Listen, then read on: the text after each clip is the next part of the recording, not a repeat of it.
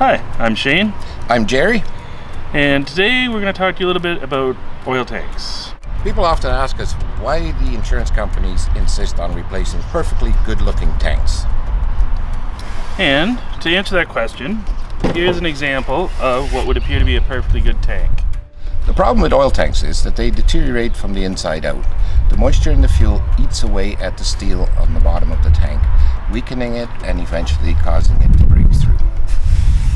And then when the fuel does in fact leak, whether it be, let's say, if the fuel tank was in your basement, It would create quite a mess in the basement, but the worst of it, it could end up in your sump hole. The sump pump will pump it out, could contaminate your septic system and your backyard.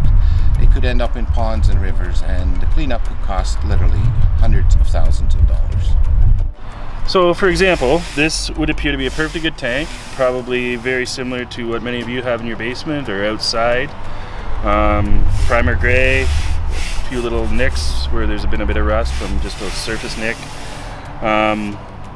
And probably not even that old, but the life expectancy is really unknown because it's all across the board.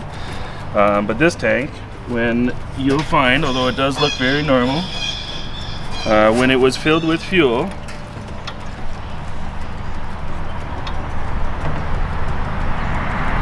it did in fact cause enough of a leak that this exact tank caused hundreds of thousands of dollars damage to the homeowner. So we're going to examine the inside of the tank, and if you take a closer look, you'll see the pitting that's caused by the moisture in the fuel, to the extent that it's actually making holes in the bottom of the tank. So we hope that this illustrates the importance of replacing your tank. Go get them changed, get a double wall tank, don't take the risk. I don't know, you do, next time.